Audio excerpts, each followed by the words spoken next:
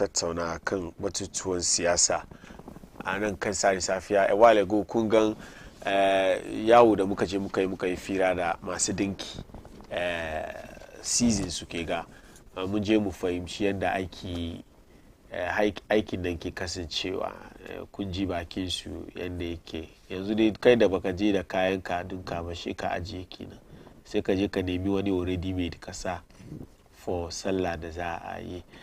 But from gobe zuwa mun kawo muku na yan kaji masu sayar shinkafa mai ya so mu fahimci idan da ka shiga market kai kuma ka je ka sai wani abu ka san kaman ga yadda kuɗi yake, saboda ya help mu in our preparation towards Eid.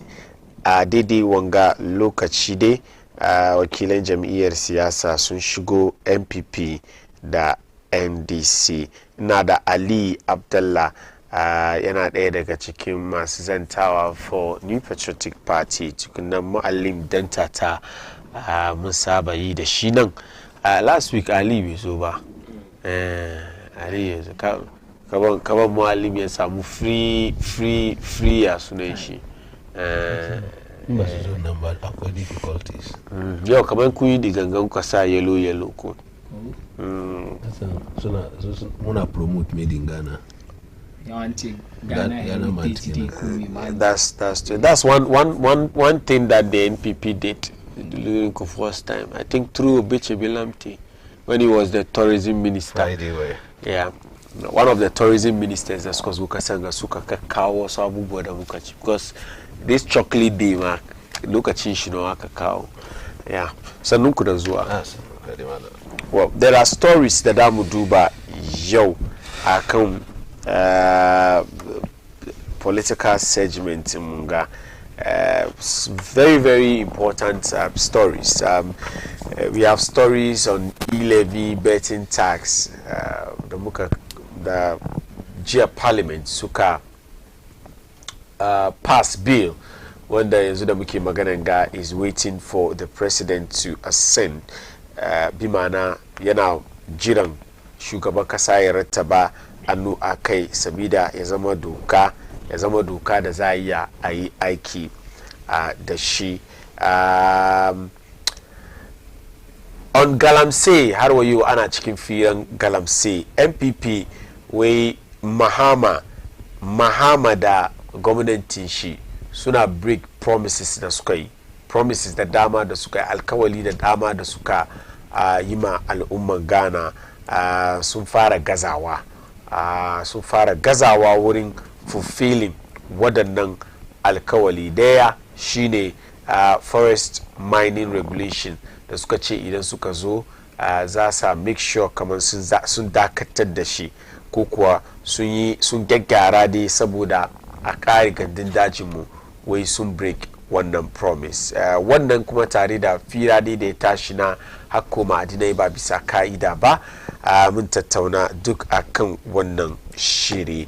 AG trials da dama kuma da yake nan a kai, wasu batutuwa sun fito ko kuwa zatutuwa sun fito kai, inda har wayo NPP suke accuse AG of media trial against former party appointees. Wai aikin shi da ya kamaci ya je da shi kotu ya je yayin yanzu yana yin shi cikin jarida ne. Idan ya tashi kullum ya zo ya yi press conference. Mutum da aka ce ya yi laifi, instead of aje da shi kotu, sha ji a zo a sai a cikin jarida a ci maganan shi, a sa mai handcuff, a sa shi sarka. Wai duk abu ne da bai dace ba, ya kamaci AG ya bari. Wannan ya kunno ne bayan shi Edubuahi ne da su John Peter mai wudai da aka zo aka yi maganganunsu dangane da shi scandal na Sky Train. I don't know whether I can call it a scandal, but that is what they call it, Sky Train. Da kuma batun wani kuɗi kusan miliyan 40 da aka ce shi Edubuahi ya divert cikin private accounting shi. So all of those are part of the issues da damu tattauna a kai da safin nan inda kake kana kallon mu duka kai ka turo mana sakonka a kan 0553-683-010. Now on tolerance President John Dramani Mahama kuma ya yi magana ya ce ya yi magana ga hukumar wato loyoyi Ghana Bar Association, yake ce musu kaman suna da dama su wato criticize gwamnatin shi, inda a turance ce feel free to criticize my government. To ta kan wanne mutane ke magana? Is it just the GBA who should feel free to criticize John Dramani Mahama's government, or it is just about every other Ghanaian? Because kwana kinga wasu abubu, wasu batutuwa sun koko, wasu issues sun taso game da this government and their tolerance level in terms of free speech. Dan jarida mai suna Prempe, he has another name, I don't know. Akatechie wanda ke da dandalin the records. Munga in the space of 1 week an je an dauke shi so biyu, an je an dauke shi, national security sun dauke shi so biyu, duk dai dangane da aikin shi da yake yi na jarida. Shin ake tambaya, shin John Dramani Mahama wanga magana da ya gaya yana gayawa ne ga lauyoyi kawai, ko kowane dan Ghana yana da dama na sukan nasa gwamnati ba da wato ba da wani shakka ba? Shi sa mun shiga cikin waɗannan maganganu. Once again, gentlemen, sannunku da zuwa. Na fara a kan ka honorable Muallim dan tata. Mu fara da shi firan ya sunan shi e-levy da sauran taxes da gwamnati NDC suka yi alkawali kamar idan suka zo mulki za su cancel, gashi sun cancel.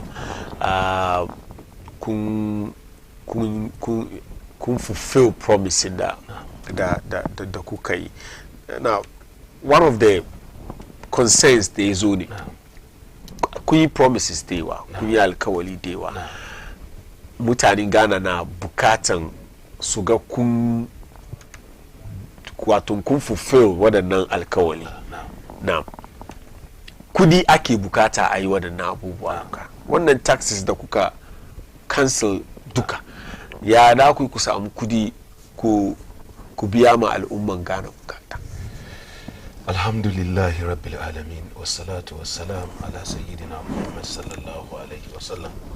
Da farko dai muna ma Allah godiya, yau kuma kaman kullum muna isar da gaisuwa mai ɗumbin yawa zuwa ga masu kallo da sauraro a baki daya. Gaisuwa ta musamman zuwa ga babban His Excellency the President of the Republic John Dramani Mahama. Duk inda kake da safin ga muna ma fatan alheri, muna roƙon Allah ya kiyaye muna kai, Allah ya ƙara ƙarfafa ma gwiwa ka ci gaba da cika alƙawarin da kama al'umman ƙasa. Sannan leadership mu na zango kokos kuma tun daga kan Alhaji Kuliyonga da mataimakansa Alhaji Yawo Kondo, Alhaji Ahmed da sauransu, communication director mu Alhaji Muhammad Nazir da sauran members mu na Zango Communicators Alliance duka da safin ga muna gaishe ku, muna muku fatan alheri.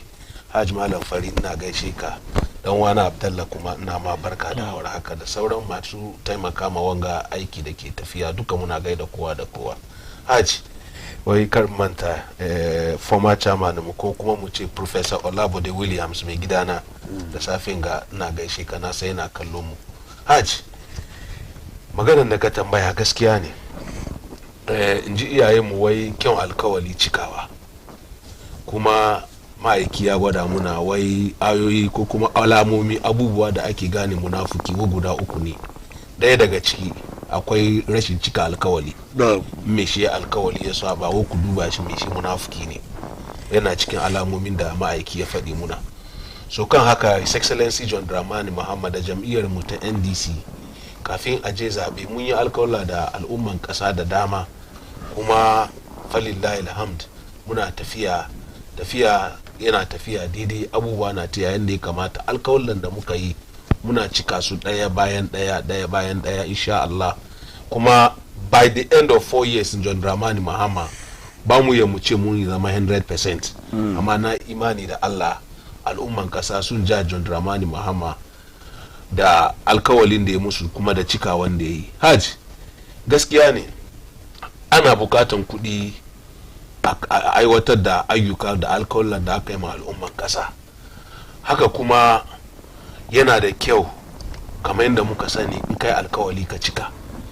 Ina jin kafin NDC da John Dramani Mahama mu fito mu ce mun cancel betting tax, mun cancel e-levy, mun cancel emission tax, mun kaza, mun riga mun zauna an yi bincike, an yi survey, an ga abubuwa waɗanda za a iya a yi ne sannan aka ce an yi. So kan haka tambaya da kai na cewa na za a samu kuɗi a aiwatar da alkawalan da aka yi ma mutanen ƙasa, ina jin mu duka mun san e-levy 2021, is it 2021 ko 2022 aka kawo shi. Kafin a kawo e-levy ana tafiyar da mulkin kasan ga ya ake tafiyar da shi, da na ake samun kudi ake tafiyar da mulki.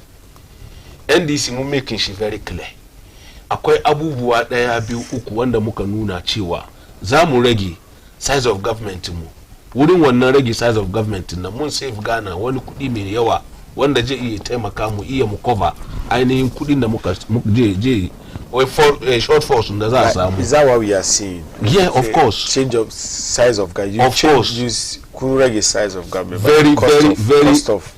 Cost of running the government. Yaji bisamu. Alam fare.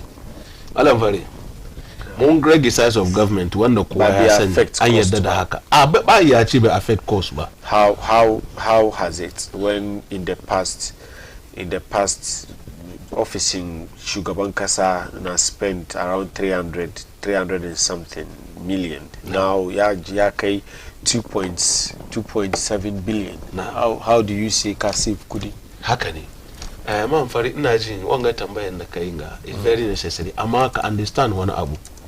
In the past da muke magana abubuwan da ake yi ko kuma wasu abubuwan da ake aiwatarwa a karkashin maybe presidency ko kuma mu ce presidency ya yi daban da abun da ake yi yonga. Hajj, mun save cost saboda me yasa na ce ma mun save cost. In ka duba wurin number of ministers da muka rage kawai man fari from 123 ko kun yi 123, amma last government ga 90 nawa ne, kada mu dauke shi 123 da wanda mu duka muka sani muka cutting shi down to 68 to 50, so far 56. Wa'anga sauran number over 16 da za su karu kanga, in ka duba cost da ke incur kan kowane minister, abunda kasa ke batawa kan kowane minister a month, da 'yan gidan shi da 'yan ɗakin shi da iyalin shi da masu kula da sauransu. In ka duba cost da ke kan kowane minista guda da deputy minister, Hajj Malam Fari, ka yadda kama mutane system da muka katinga a month abunda zai save Ghana ba karamin kudi ba ne. Wanga wuri kawai ya taimaka ya abubuwa da yawa. So in an tambaya na za mu samu kudin kasa no za mu yi amfani da shi kuma turu abubuwan da kasa ke generate. Kamar da mu duka muka sani yau Malam Fari, ni da kai duka mun san irin almubazzirancin da yake tafiya cikin cikin tsari na mulkin gwamnati. In aka iya aka tare wa'annan almubazzirancin nan kawai ba karamin cost za mu save Ghana ba. So mun an tambayar na za mu samu kudi, wuraren da za mu samu kudi is very obvious kuma clear, mun bari kowa ya fahimci. Za mu rage size of government, sannan kuma za mu kula da yanda ake bannatar da ko yanda ake amfani da kudaden kasa. So yin haka ba shakka mun samu wani kudin da zai taimaka mu iya mu yi wani abu da shi. Hajj, da muke maganan ga ko da yake mun kai wuri don yana cikin topics mu duka muna kallo irin abubuwan da ake kira irin kudaden da ake amfani da su wanda ba shi kasa ganiyar su gan amfanin shi mu dewa wa'anga kudade duka in ya shigo cikin ainihin books government ya boost income da Ghana ke samu. Sannan muka kuma cut down expenditure kamar yadda kowa ya sani yau akwai wasu projects da misali da muke magana manfari Paul Gudamp da mu duka muka sani wanda Nanado da Dr. Mahmud Wayan suka magane alkawali yau an sink kudi over $12 million ciki ka gane ba wai magana NDC ko na bane. Auditor General Report ya tabbatar da an biya $12 million kan Paul Gudamp da muke magana ga block guda ba shi filin da aka demarcate za a gina Paul Gudamp da shi. Yau in an save wannan $12 million na malam fari karamin aiki je za a yi da shi, amma mutum biyu uku fudu sun zauna sun raba tsakanin su sun ci. Yau an zo ana bin wa'anga mutane su kawo wanga kudi shi a kuma komo a ce wai ana witch hunt mutane, ana media trial, ana kaza. So these are the things man fari akwai almubazirancin da za a kiyaye. In an kiyaye wannan almubaziranci na imani da Allah da Annabi government ya samu resources da zai cika alkawalin da ya ma mutanen Ghana ba tare da wani matsaloli ba. So it's very obvious inda za mu samu kudi mu solve wannan issues kenan insha Allah. Alright, inda za su samu kudi ba ni abinda still ban gamsu da explanation shi ba shine how you say you are going to save money by reducing the number of appointees, ministers. Then you do that at the end of the day, the office of the president is going to spend over 3 billion or close to 3 billion as budget da aka allocate aka ba su kenan da za su yi aiki da shi compared to maybe in the previous government era in the suki spend way less than that. So at the end of the day is about reducing the number of appointees but increasing the costs. Alan Fari issue nga na ji Felix Kwachofu su Minister of Government Communication yayi magana daga parliament, yayi misali da ainihin ministry shi da aka ce an allocate na zuwa 74 million ko ma ministry shi cece and the ministry shi agencies da ke karkashin ministry shi ya nuna GBC kawai kudin da suke bida su iya su samu coverage ko kuma mu ce new regions da aka create. GBC na bukatan almost half of abun da aka allocate ma shi ministry shi nan su iya su samu 6 new regions na ma su iya su samu menene coverage su ko kuma aikin su ya tabbata wuraren nan. Banda shi akwai agencies da kaman guda 3-4 da ke karkashin shi ministry shi.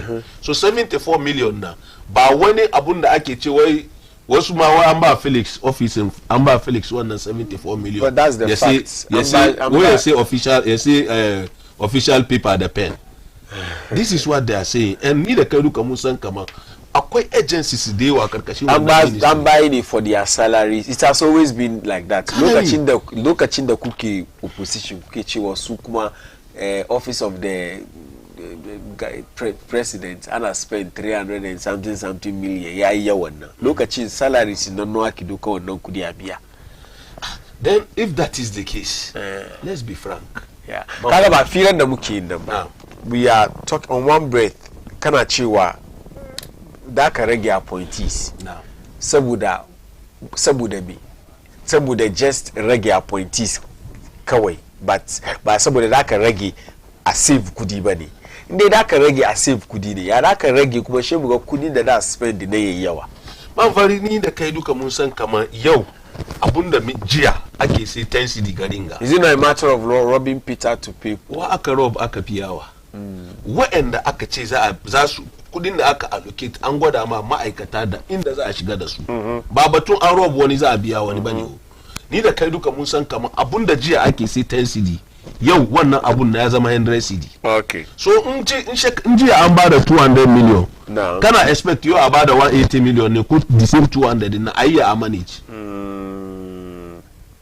kai da kanka duba yanda kake manage station kanga abunda course da kai yake abunda ke course da kake yi lasiya ba shi zaka yi disiya ba budgeting ka na lasiya in aka ce ka budgeting ka disiya dole ya double ko kuma ya fi wanda kai lasiya kuma ba wo kai haka nan don kai ke ta bane. Okay, so bari read for Sukwachina.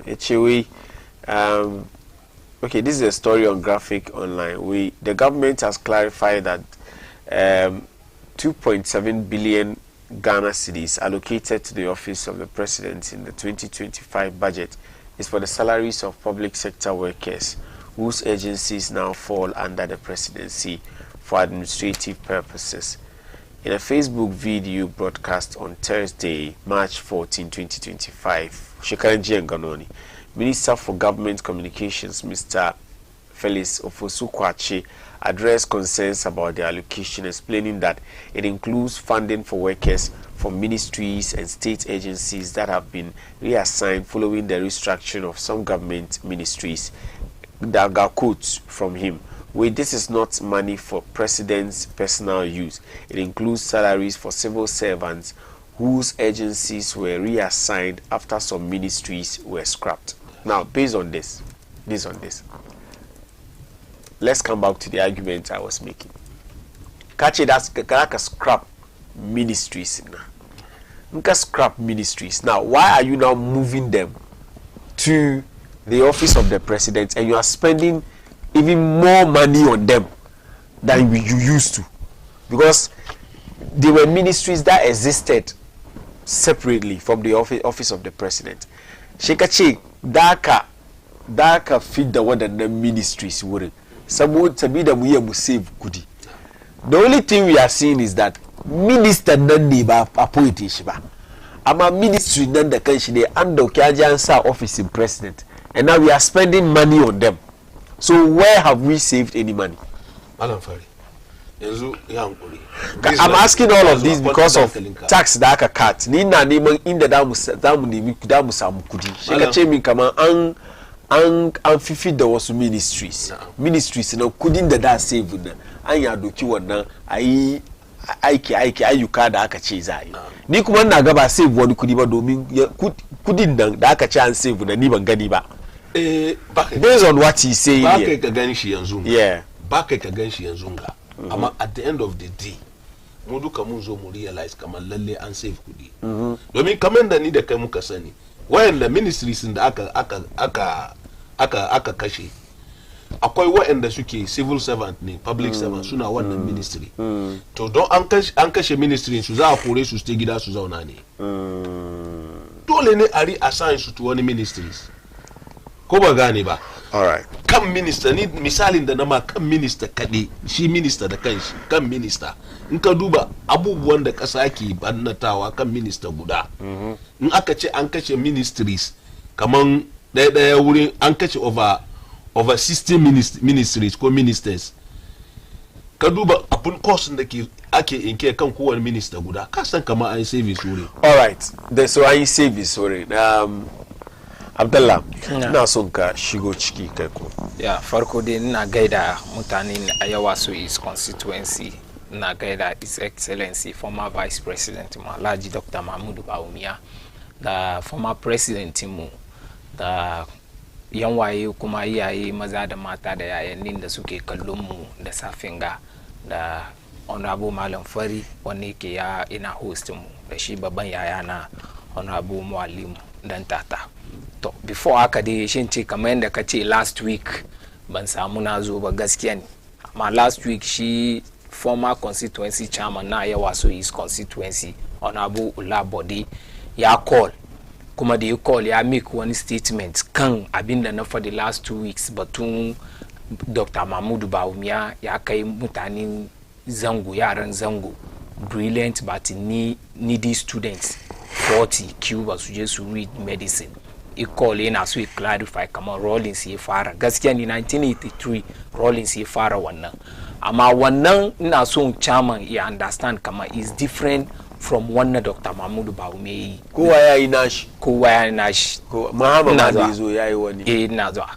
Kaga kowa yayi kuma wannan na tun 83 aka fara to yau ana ciki amma na Dr. Mahmudu Bawumia focus on zongo 40 zongo students inda lokacin mahama an kai yaran zongo mu ba mu sani ba an ya clarify muna bar mu sani alhamdulillah muna cikin ni na san kamar na Bawumia nan was targeted an yi shi ma mutane zango so batun yan zango shi kai kake shi ne nake ba kana batun an je da mutane kaman facing east zuwa mutane Cuba ana 83 aka fara Bahama yayi wani aka fara lokacin Mills ma lokacin mama issue ya zo because lokacin Rollins da ake zuwa duka government mu they've always been issue even na ba gama an samu issue sometimes students nan na cry abinci kudi ba wannan nake gwara ko yon ganga scholarship secretariat da suke ba mutane scholarship ake zuwa akwai issue na zuwa ni issue na ni nake gwada wani ba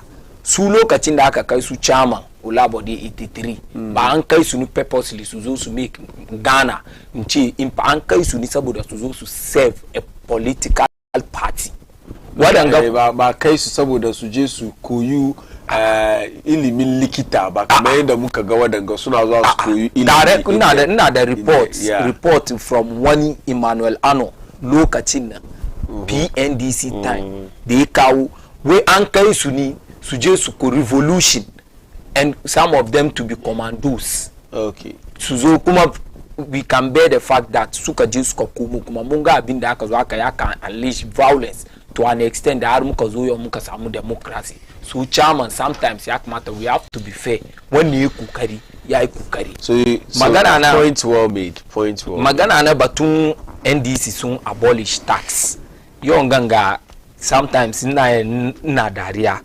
izan na duba budget mu na 2025 da yanda yan NDC suke son a doki budgetin nan E11 da aka can abolish whether you are MPP KNDC CPP you are a Ghanaian abin da yake muru kamar farin ciki ne mu ce mun gode ma Allah da yau me an abolish E11 kuma E11 da aka implement government mu MPP shi ya implement E11 E11 da aka implement kuma ba an implement shi ni saboda a cuce mutanen Ghana ba situation ya zo at that moment na ba wani mafita shede mi a kawo critical ya sunan shi but kun saba alkawali kan E11 at that time what we heard the late John Kuma told us in parliament was that IMF we had two options to introduce the E-levy to shore up the economy or go to IMF.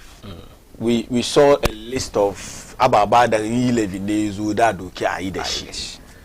Inde muka introduce E-levy at that time ba mu zuwa IMF. But in ba mu yi mu introduce ba mun ji IMF. Na ji dadi. Shi ya bar wasu mutanen Ghana ma suka goyi bayan ku even though the E-levy faced a lot of criticism at that time in opposition wasu suka goyi bayan ku but da aka introduce E-levy then still an ji IMF har wani na ji dadin question da ka tambayan ga batun E-levy da batun IMF E-levy da muka aka zuwa ka introduce E-levy kamar yadda former deputy finance minister John Kuma the late marigayi ifadinga true gaskiya ne inda an implement E-levy very successful without wani kace na ce da wani issue bai zuwa yawan ganga excuse me to say ina opposition amma abinda NDC da su kawo na san kamar ya taimaki mutanen Ghana na aje party colors na gefe bi interest ba introduce E-levy ina zuwa bari in kare make point nan kai I want you to address that one shi ne kai ne kenan successfully ba kai ina zuwa E-levy ba introduce shi successful ba why interest in Ghana ya fi interest in party na interest in Ghana ni first da aka kawo motion ko ce proposal batun E-levy parliament ya sunan shi at that time minority at that time sun rabi shi ne kuma sun bari Ghanaians duka sun san kamar MPP dey implement E-levy ni saboda it's rubbish not a strong word sun oppose okay but so rubbish okay na withdraw sun oppose shi suka bari Ghanaians suka san kamar because at that time I remember the minority were not saying that Bekamachi are passed but they were rather concerned about the rate rate 1.5 rates. Suka ce I remember that time it was 1.5. I wish below 1%. She finance minister even though generally NDC as a party were against support it. But Haruna Idrisu why? Because Haruna Idrisu the Soren MPC NDC in the parliament at that time no so situation the Ghana is chicken. So situation the muki chicken. So we need to accumulate fund revenue sanamu yami a boost economy na. Gan dunia duka na chicken economic recession at that time.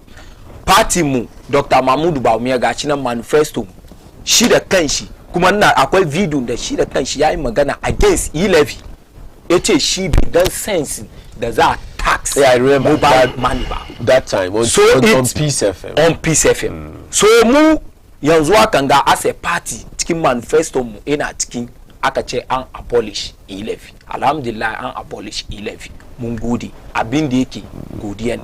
Amma yau ganga muka duba 2017 the government is the first budget in the muka read MPP government mun abolish 17 taxes.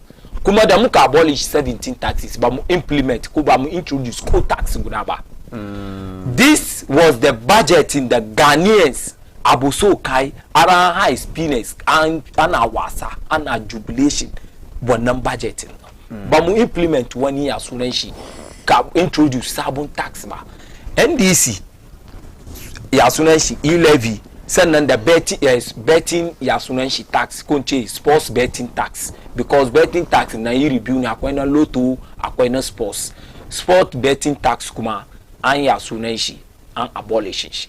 The issue now is an abolish ya sunan shi betting tax. Employment fa youth yau ganga ka duba cikin budgeting NDC nga and freeze employment for 2025 ba duka mutane aiki. It means ana encourage you to know we should all go into gambling. Wannan ba cikin kaidodin conditions in IMF.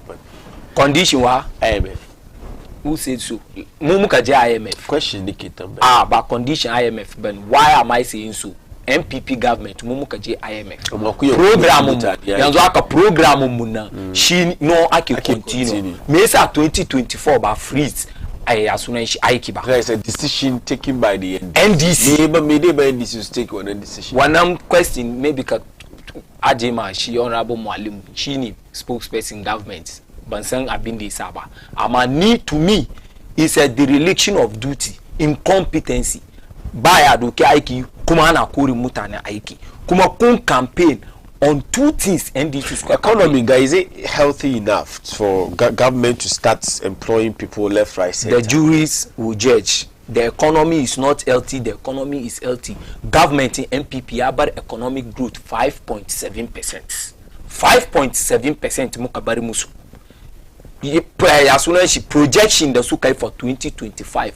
Finance minister they read when can feed the contribution good chiki it's nothing to write on. Naka feed the contribution good says by atu force atu shi fa da aka nayi mu kuma mun gan in ka zauna kai tunaninka contribution good has nothing to do with the economic growth 5.7. Really Naka chire go the same gold in the government ku yasa ya kai yake gold for oil ina zuwa naka chire basu chire ba ina zuwa basu chire basu gold for oil is still because if Abuja na pona magana kaman continue initially ya criticize ya ce me da kyau but then ya zo ya je zam ne duba abin ya ga kama Abuja da kyau na gori magana da ake set up ga duka ana setting shi up ne a samu wani ginshiki mai nauyi da ya tafiyar da irin abubuwa haka. Gold for oil is the she you can get cocoa and economy akwa economic indicators. We all know gold Ghana ina cikin abin da ke reform ake wangan mana economy mu cocoa duka suna cikin. So you cannot say kaga issue problem na the NDC still NDC ina musu kama they are in opposition still ina musu kama ana cikin campaign season and carry election NDC is in power. You cannot say as finance minister kazo ka fadi a capture cikin answer kache we 5.7. Initially my you people said mun criminal economy na ma mismanage economy ni. Meanwhile they don't even know that the economy is growing at 5.7% until Ghana statistics yasuneshi suka fito da yasuneshi gashinan economy in Ghana na growth 5.7. kace we gold munji shi da yazo project kaman 4.4 for this year.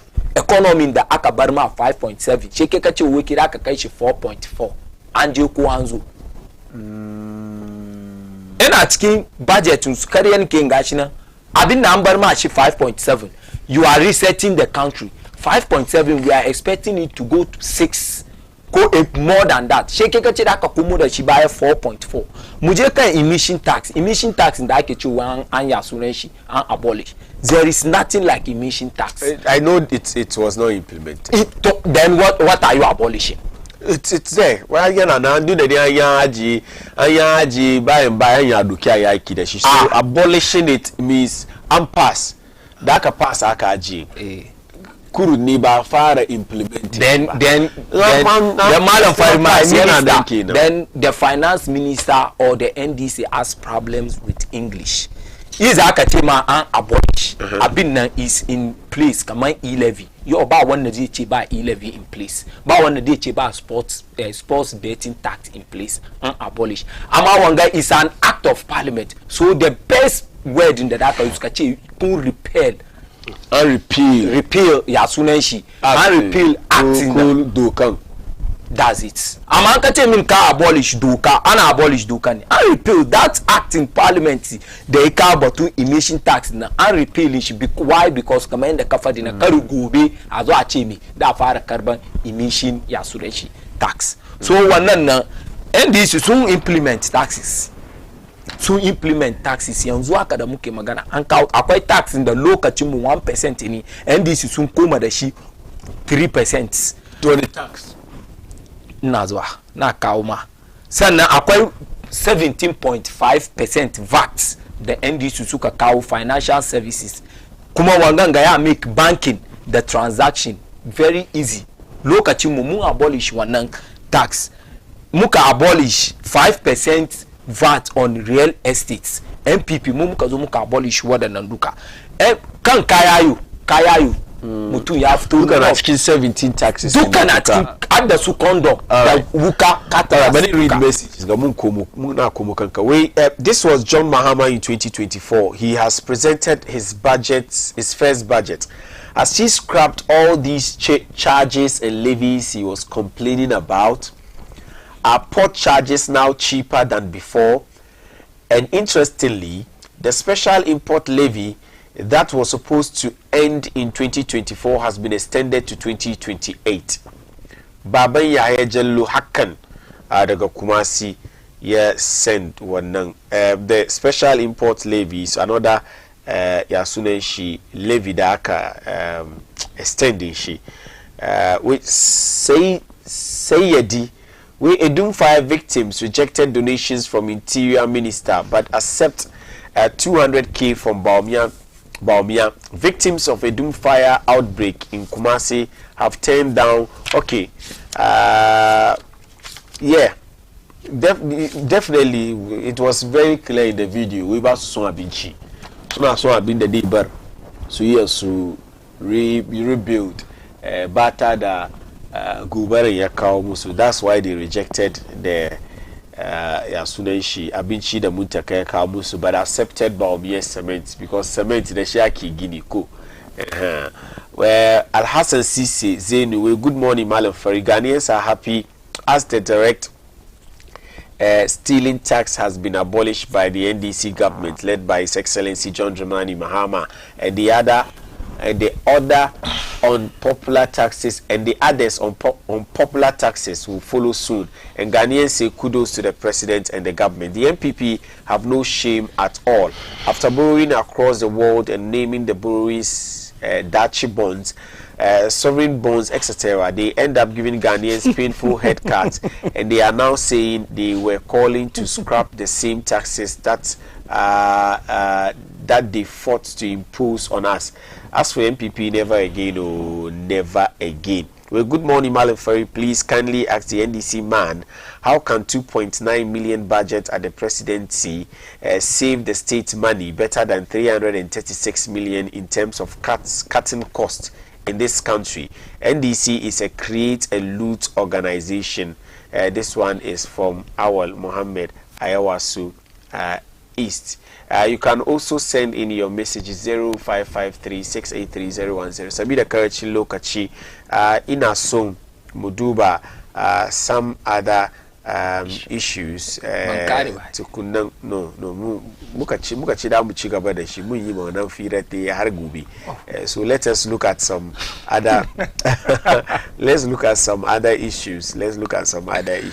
Wo muka dawo mauni yanzu mauni, we have a lot of time to talk politics. We talk politics. Kaga ni ko budgeting. I want us, Galamsey is very important. I want us to look at Galamsey. Then quickly, briefly, Galamsey, some 5 minutes. Shemuzo Muduba, Mohammed's promise to allow people to criticize his government, especially the GBA. And we asked the question, why the arrest of journalists who are trying to express themselves. On this matter, let me start with you. For Kuna start the Kai. No, Kai Magana Yajima, Barizu Kanshi. But it's start the Kai. The next round, the Shemuisha. Ba Masala, Matung Galamti. Wakabaya Kai Kawai, Barizu. Galamsey. The fight against Galamsey. GMPP, where your government, NDC, you are failing on your promises when it comes to Galamsey. Now, I'm very ba wani cikin NDC ko cikin gwamnatin NDC da ke expect MPP su ce kaman wai muna win fighting Galamsey ko kuma muna yin wani abu kirki ganin ga. Are you winning it? Kwarai. Muna ji. Kwarai. Muna winning shi kwarai. Malam Fari, kaga cire hayaniya gefe. Na'am. Ka fuskanci reality.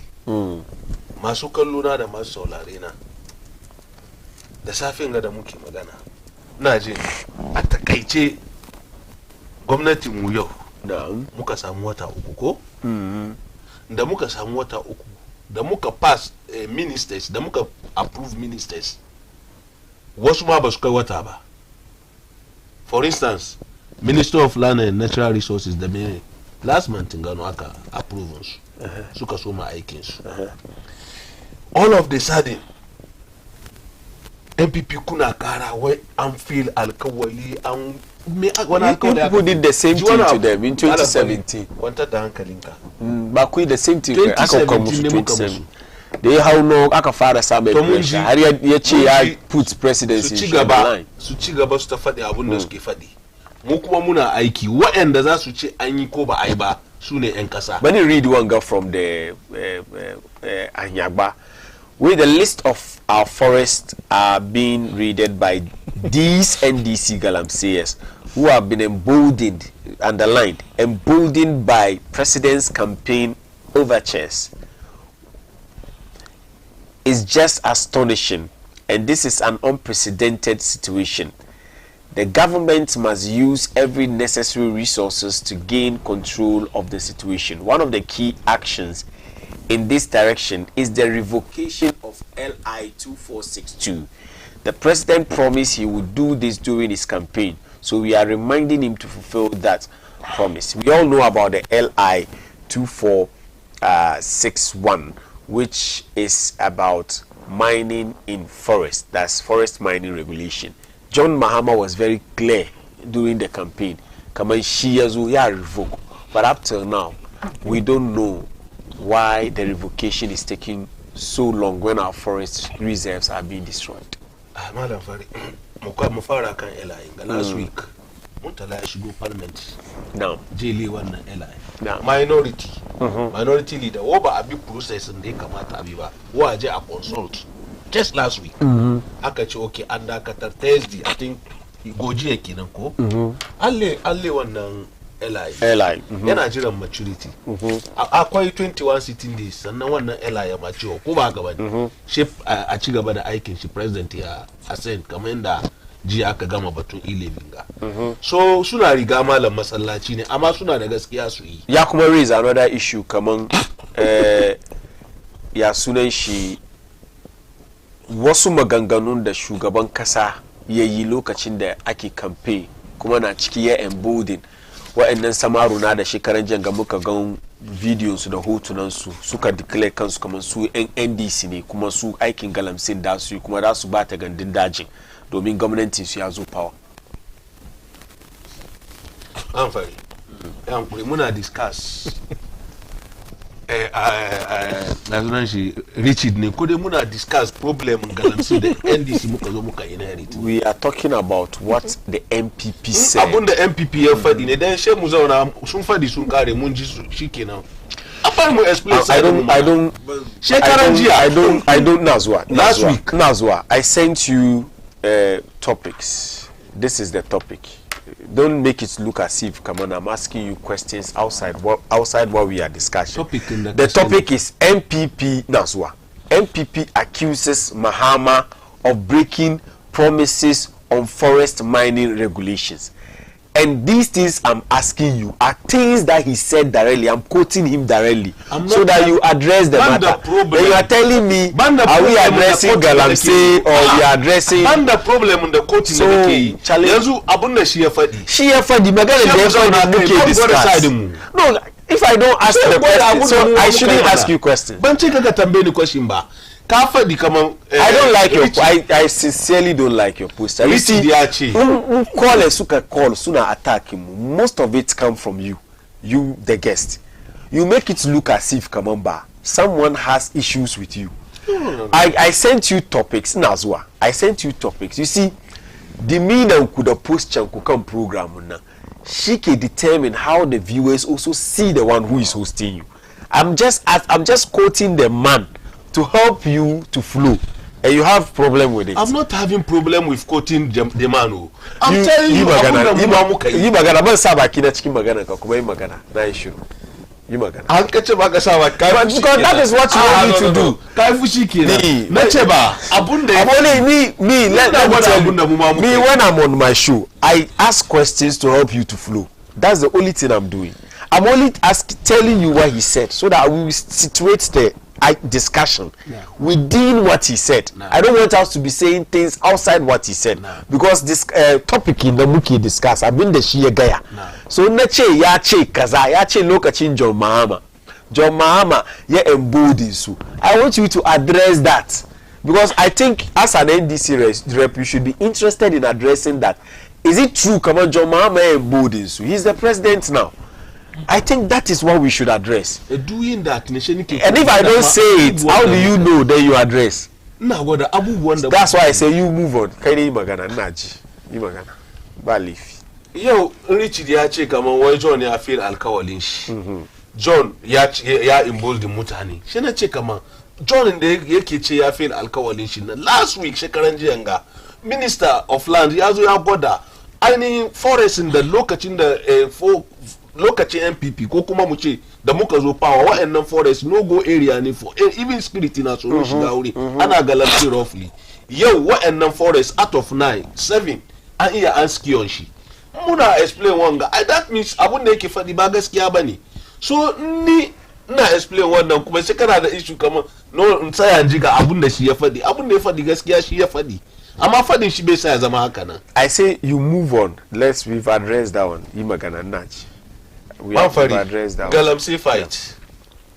John Dramani Mahama yana yi fighting da kowa yake expect ya yi. Kuma at the right time ko within the shortest possible time kowa ya ga effect in wannan fighting da yake yi.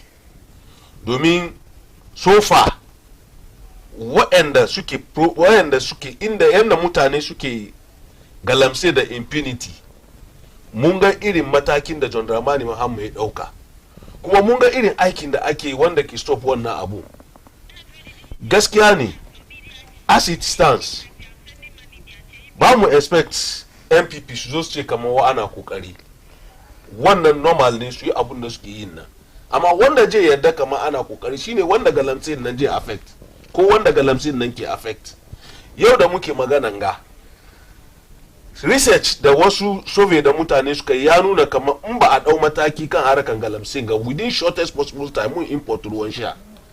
So in John Dramani Mahama na aikin da zai dakatar da wannan she gani suka ga kamar lalle ruwan da muke amfani da shi fuskan ruwan ya sake ya dawo yanda ya kamata.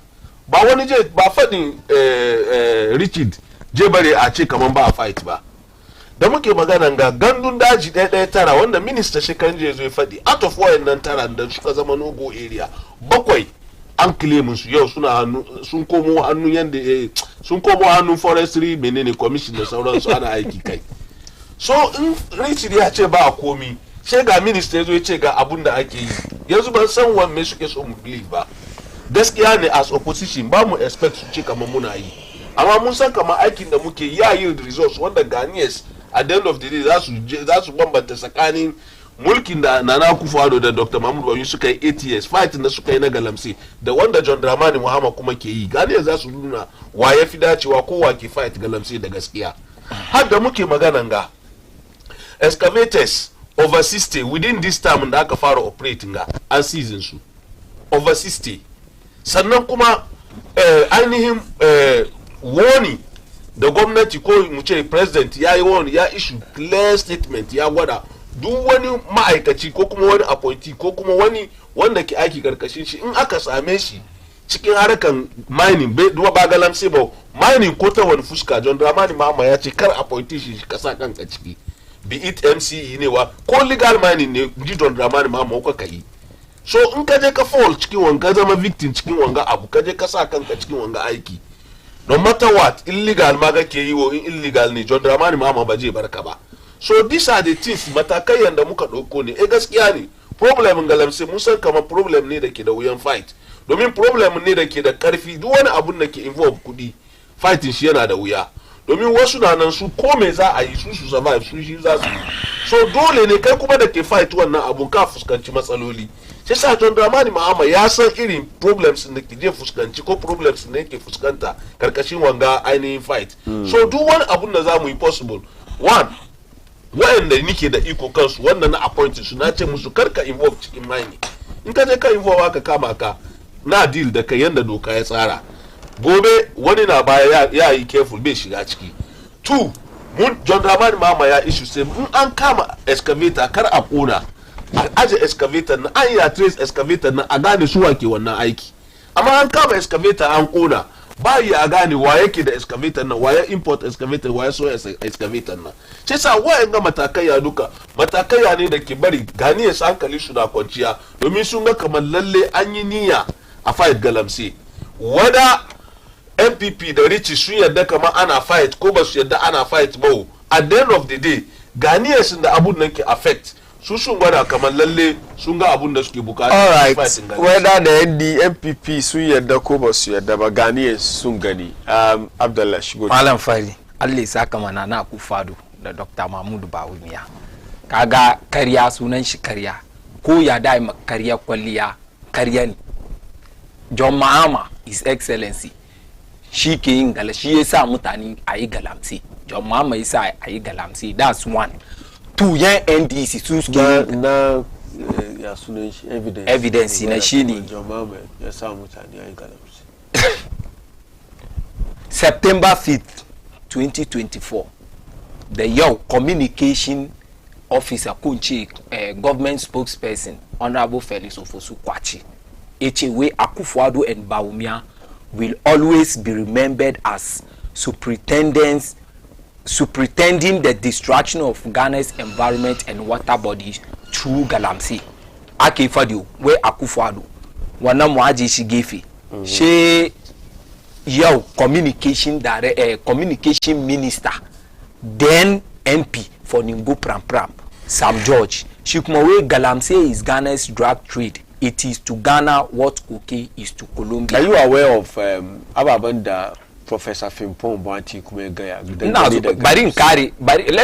Let me finish with these people. Then we'll go to Frimpong Boanti. where these cartels have politicians, chiefs, and security personnel involved. Our government is complicit and will not do anything about it. Akufo-Addo bears ultimate responsibility. So Yanzua Kanganga President Mahama bears ultimate responsibility.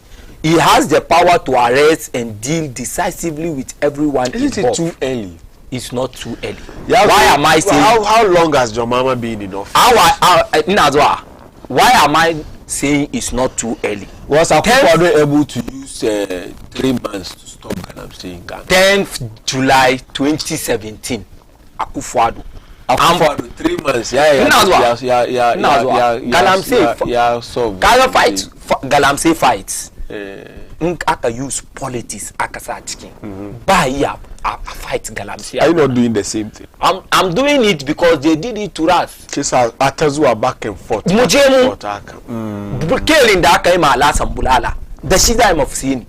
Lokacin da President Akufo-Addo yace I put my presidency on the line to fight Galamsey. An samu mutane Deputy National Communication Officer NDC Koko Buayin ko Kokuba ina yawo Galamsey site yana tare yan Galamsey yana ce musu kaman NDC zo power an bar su yi Galamsey. That was the reason. In ka go back to 2020 ka duba result duka MPP Galamsey communities duka mun lose election. Galamsey communities do come lose election. Why? Because look at the president can fight Galamsey NDC for their own parochial interest. Susa politics chicken saboda su samu ya sunan shi votes.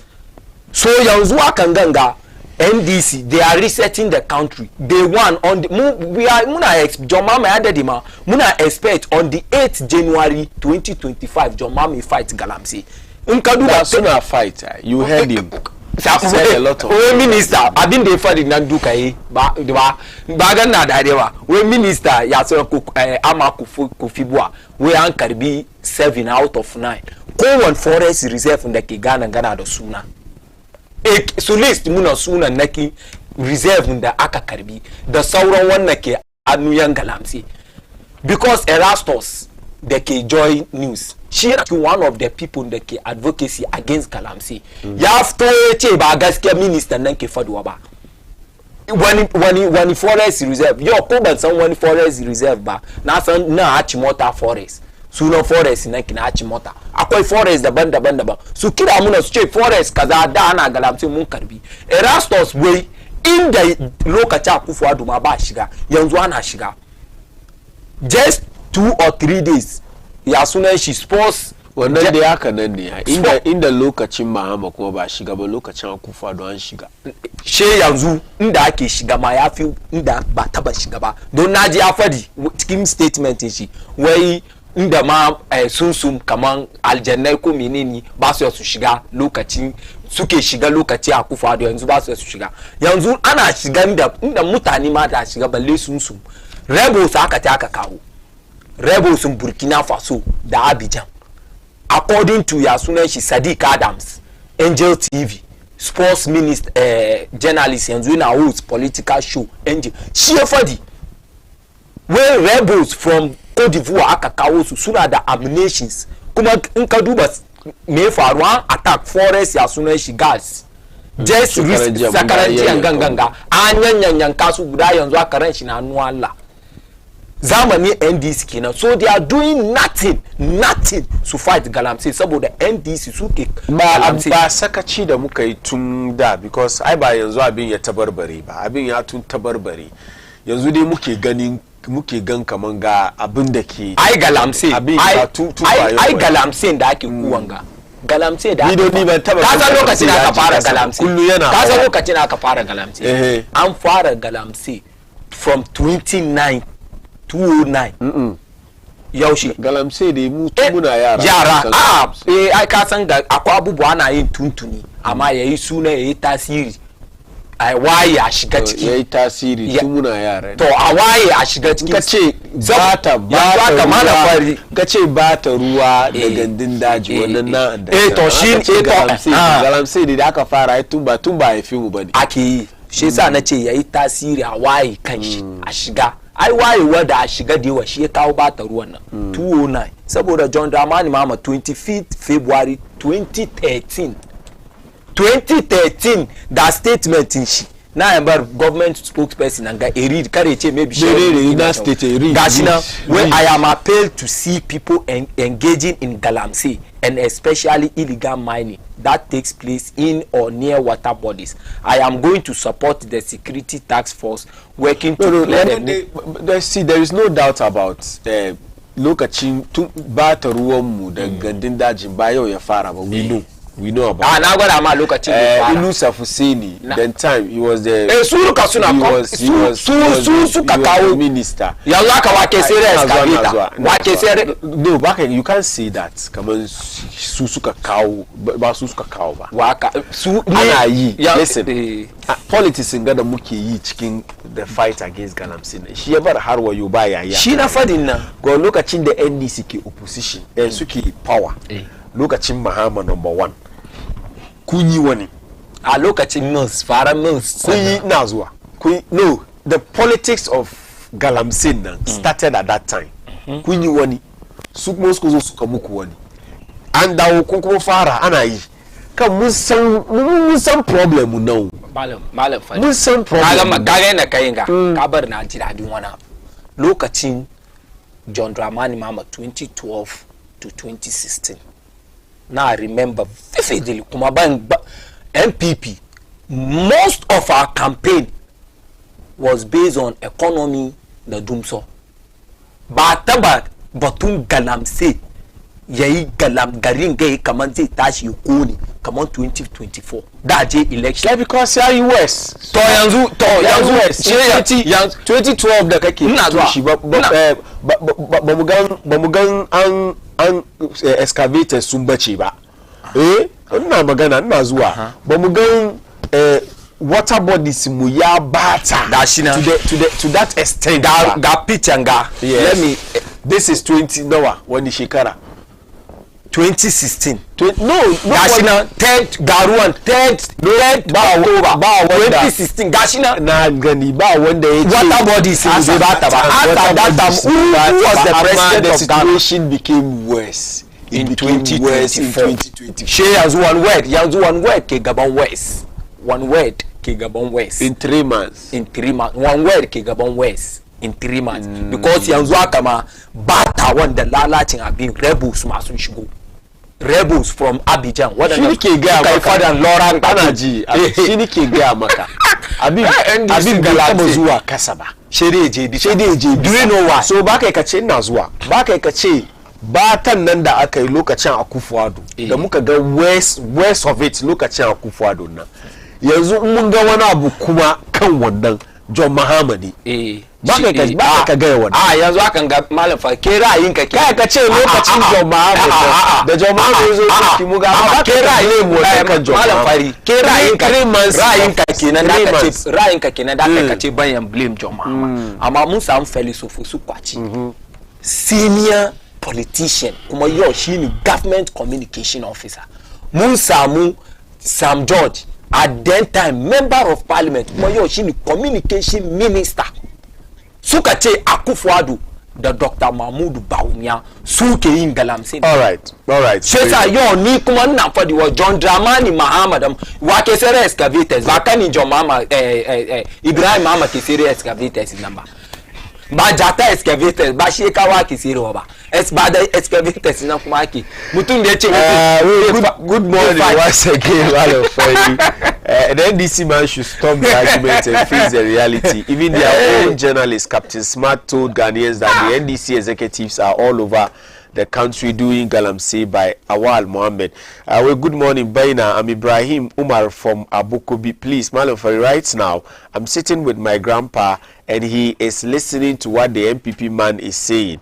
And he's saying it is not true because it's like the MPP man doesn't want Ghana to move forward. And he please tell the MPP to support JM because JM has a good record in Ghana more than the MPP. I think that we should all support each other. Now, briefly, let us talk about magana da John Mahama ya yi kan GBA Ghana Bar Association cewa kamar suna da dama to criticize governments, and just oppose that to the recent arrest of the media personality Akatechi Afrifa da aka da dauke shi kwanakin ga wai don yana magana. Na fara kanka. Magana da John Dramani Mahama fadi is just a propaganda. Kasan John Mahama is good in communication. Kuma is an expert when it comes to setting and propaganda. John Dramani Mahama is not the one that is say gaban Ghana Bar Association. It is to criticize shi. Because muna cikin garin ga John Mahama Ibari before election ya tara lawyers waɗanda yake briefly, sorry, 30 seconds. 30 seconds. Okay. In dai John Mahama ya ce a criticizing shi, me yasa ake kama journalists? Yanzu aka magana da nake yin gama yanda kaka na ya ce menene ga na ya dan fita waje malam fari John Mahama ba wanda da zai kama. Maybe an kama ni don na ce John Mahama ke yin galamsi. So maganan da ya fadi na criticize dai ba su ya fiye ce su criticize shi ba, mu yan opposition. Ka ce John Mahama na yin galamsi baka da evidence, dole a zo a tambaye ka. Zo su kama ina da evidence fairly so for su kwatin da ya ce na yi na ina da evidence. So in zan suka kama ni muka je wurin kyale shi. Kuka kyale. Saboda NPP ideology mu kaga NPP mu ba mu da basa ba mu unleash violence. No, democracy calling you for questioning ba basa ba. Democracy muka call it's also part of democracy. Kaman kai magana da bai kamace kai. Muka kama shi dai wanda abu mualim sun daure jaja. Afrifa ni ban jan bubbuga shi ba. Ba wannan dai buga shi da garin ga da sun san wake da garin ga wani abu ga wani. Da ya afterans shigo kana da kaman 30 seconds. No, ya shi na ba shi mo don kai magana ka ji. Kana kaman 3 minutes. No. His Excellency John Dramani Mahama. Ya je yana fira da Ghana Bar Association ne ko ba haka ba. Na'am. Ya ce musu kuna da hanya criticize na. In yazo yana fira da media kuma ya gwada muku nashi. In yazo yana fira da traders ya gwada musu abun da yake so. So in ya ce Ghana Bar Association suna da hanyar su criticize shi, bai gwada kamar wani Ghanaian bai da hanyar criticize shi ba. Kuma zance na wai an kama Aketeci ko ana kama Aketeci, malam fari ya hankuri yau da muke zaune ga Greater Accra ga kawai media houses da ke operate Greater Accra ga ba su 300 ba. Yeah, so ba su 300 ba. Wa ya ba kama kowa ba shi. Rado yana buga bayan kamar da ka faɗi kagan akwai wani abun da ya faru ma NDC 20 kagan from 2012 ko 2013 to 2016 irin abun da aka yi ma John Dramani Mahama garin ga wannan abun nan ba za ku yadda a maimaita shi ba. Wani abu kenan NPP da propagandists da machineries sun bari John Dramani Mahama sun fi John Dramani Mahama black suka bari John Dramani Mahama ya zama wani mugun dabba maganiyes. John Dramani Mahama wannan na yi ma kowane so wannan ne ba za mu yadda yanzu ka yi muna ba tare da hujja ba. Shirya wannan na yi ma kowane ba za mu yadda ka yi wannan ba tare da hujja ba. Ni as far as I can in fira muke ya samu in abun ga in aka tace na zuwa mali na zuwa si fira muke samu kudi mu fira as far as I can remember yanda aka ci mutuncin John Mahama aka ci mutuncin Akufo-Addo hadda babu miya because ni lokacin da naga kaman lokacin tun da na tashi nike bibiyan siyasa da naga kaman ana mutun na ya doki kamera ya dibiya gaba ya ajiye gaban shi yana kallon kamera yana use unsavory words and languages at a president was during Akufo-Addo's time. Wallahi. Unless maybe we don't want to speak the truth. Because I'm not saying that anyine don Akufo-Addo ya ba da dama ayi. Anyine because of the advent of social media, the how easy it is now to actually broadcast your views without any yasuneshi, without seeking somebody's permission. Ka understand? Before now, kami wani yazo ya samu TV ya zam na kai, she maybe ni na bashi dama yazo ya zam na kai ko ba haka ba. Amma yanzu ko na hana ka magana nan. Kai ka doki shi okay te ce FIFA ga da muke magana shi ai shi yana engine suka kore shi yaje ya set up TV station shi yana so I don't want us to say that lokacin John Mahama an ci mutuncin shi an yi wasu maganganu kan shi bai kamata ba sabida haka wani na maganan shi yau as a journalist because ni na goyi bayan wannan magana it means ni muallim ni kuma bayan zamna nan yi magana kenan bayan zamna nan yi magana don every president in this country has suffered that thing every president Akufo-Addo the way people insulted Akufo-Addo in this country and we all know sometimes radio station there are radio stations in even Accra da suka tashi da rana kawai zagin da ake yi ma shugaban kasa and they say whatever they want to say nobody arrest Captain Smart so it's something we shouldn't even encourage at all ba ka mu da kanmu da muke zama nan ganga mu zo muna magana ba mu yamu yi gaskiya na malam fari ba wanda ke hana wani saki express viewing amma ka make sure abun da zaka faɗi nan gaskiya ne na'am in ka faɗi abun da ya zamo kan hujja na imani da Allah ba wanda zai tanka ka yau da nake ma maganan ga dan wanda aka kama shi so biyu da ka faɗi cikin week nan ko so biyu da aka kama shi cikin week nan don Allah da annabi ya fito yace wani ya mare shi an tambaye shi ne ko shi magana yayi in maganan da kai muka wani kai magana daya biyu uku na hujjanka ba iya zo ya zama one too many are you not gagging the person second one ga ma ka sa bare magana bari kana magana bai magana bare magana man fari fira mu bai zama one too many in dai mu makan mu gaskiya don in dai ka san kaman abinda zaka publishing ga ba gaskiya ciki ethics in journalism ka da kanshi ya gwada ma kaman kafin ka publish wani abu ya kamata ka san abinda kake publishing nan menene ya gaskiya abinda kake publishing nan ya abinda kake publishing sai ina zuwa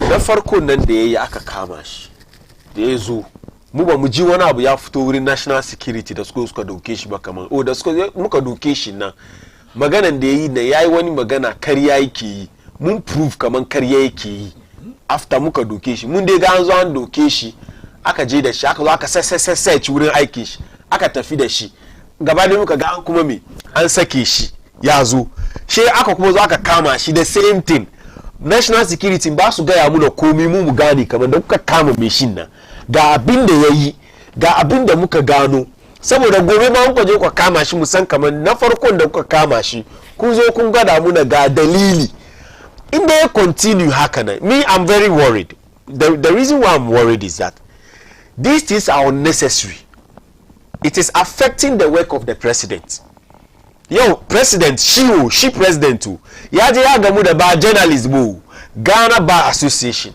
yace na ba ku dama you are free to criticize my government then on another breath journalists na kan TV yana aiki we've not heard the journalist say anything that warrants him to be arrested I'm saying this because da suka arrest shi da ba su gwada mu da kaman ga abin da ya gaya yaban muka arrest shi ba if they are able to tell us kaman ya ce kaza da ya gaya I mean kariya ne ko kuwa bai da hujja wannan shi mu ce wato magana gama da yake yi mu muke ganin kaman gaskiya ne a shekariya ne saboda gobe idan an zo an dauke shi mu san ka ba wanga shi haka yake kullun yayi magana ma kariya ne shi sa an dauke shi ma an dauke shi amma kuru a kama me shi aje da shi a kama me shi aje da shi what you are telling me as a journalist ni kaman ba I cannot sit here and say anything freely name magana no if you don't agree with what I am saying so that is what it's looking like come on you don't agree with what the guy is saying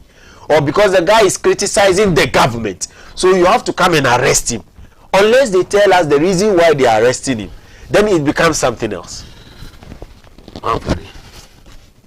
I'm saying I'm talking I've been with passion because you see he's a journalist and I don't want the situation where people will now start tagging John Dramani Mahama as shugaban kasan da bai allow mutane su express kansu shi na tambaye ka abu da media houses da ke garin ga a takaice ba su fi 300 ba yes so far wa kaji an ce yayi wani abu ko wa kaga an zo an kama shi maybe he is the only person who is criticizing the government ka fadi wannan da bakin ka garin ga no you've not heard me nace he is the only person who is criticizing the government in the manner that he is doing no problem abun da ke akwai ne ba mu taba jin national security Yeah. sun yi wani operation suka fito suka explain maganiyas ga dalilin da ya samu kai ba ban sani ba tun da nike ban taba jin national security ba wai na John Dramani Mahama tun da muke ba mu taba jin national security sun fito sun brief Ghanaians kamar operation kaza da muka yi abu 1 2 3 ya samu kai ban taba ji ba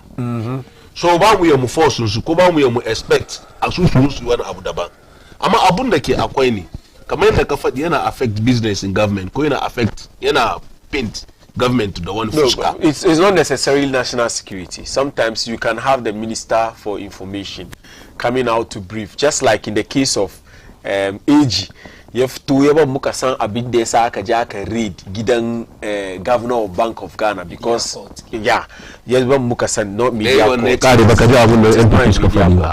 Dai wannan kare baka ji abun da suka faɗi. Yeah, I don't agree with that. Even yesterday I made the point here. He has every right to come and inform Ghanaians. Come on, ga abin da nike yi.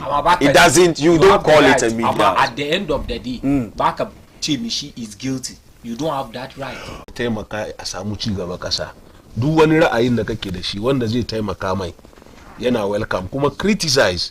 Don Dramani Mahama ya faɗi ba so ɗaya ba ba so biyu ba kowa jiya firan shi da Ghana Bar Association ne dalilin da ya zama kaman ya gwada ma ba Ghana Bar Association kenan na san gobe in ya meet media kuma ya gwada musu amma kowa ya gane in na ce ka criticize na ko in kana da dama constitution ya baka dama ka criticize na constitution bai baka daman da zaka doki wannan kana kariya kana kaga kana that's the problem we have sai sa muna roko duk wanda ke da wani abu criticize da zaka criticize kan yanda ya kamata ka yi amma kar ka zo ka mai da abun kamar criticism ya zama kaman ƙarya ko kuma paint mutum da wani kala haji abun da na faɗi na ce kaman abun da ya faru ma John Dramani Mahama 2013-2016 na ba za mu yarda ya faru this time around ba domin me Ghanaians sun an paint John Dramani Mahama the most corrupt person Ghana nga ba na ga ya kun defend mun bari mutane su fahimci kan ba gaskiya bane ba mu talewa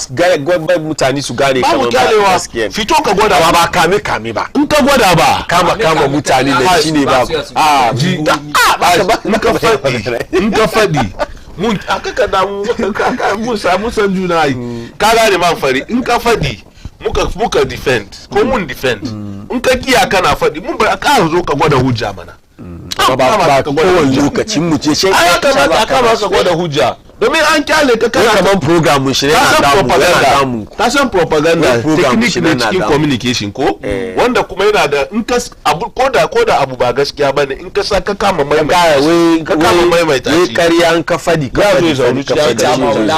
sai sa ba za mu yarda this time around a John Dramani Mahama irin abun da aka mai all right Malam Fari, we are going to do more than worse than what we did to him from 2012 to 2016. He continues to plunge this country in economic hardship by Awal. Akufo-Addo, good morning to you all. Akufo-Addo put his government on the line because of Galamsey. MPP lost a lot of seats because of this. Because of his stance. Not until we stop the double standard and politics, we will not win the fight. Abu Dolo. Your final. Shin magana na ina gaida mutane a yawa so is constituency duka da suke duban mu da kuma iyayen mu da suke gida da kowa sannan kuma magana da yake faduwa kamar criticize dai yanzu da mu criticize government kuma constructive ba mu propaganda magana da mu criticize za mu fadi shi ne kan gaskiya abinda aka yi shi da mu fadi wanda ba yi ba kuma ba mu ce an yi because in ka zo kai karya gobe an gane kaman karya ne in ka zo ka faduwa dai yada kamar yanda yau Allah ya tona asirin NDC da President John Dramani Mahama gashi nan ke ka ce Galamsey ka zo ka fight Galamsey da AI da fight Galamsey gashi na yanzu rebels ma kuka kawo cikin gari kanin ka ki sadda where did you get that information batun rebels ne in ka je Malam Fari in ka je ka duba kan YouTube ka ga ya sunan shi Sadiq Adams Angel T no Sadiq Adam is my colleague but I cannot take what baka yada magana ne for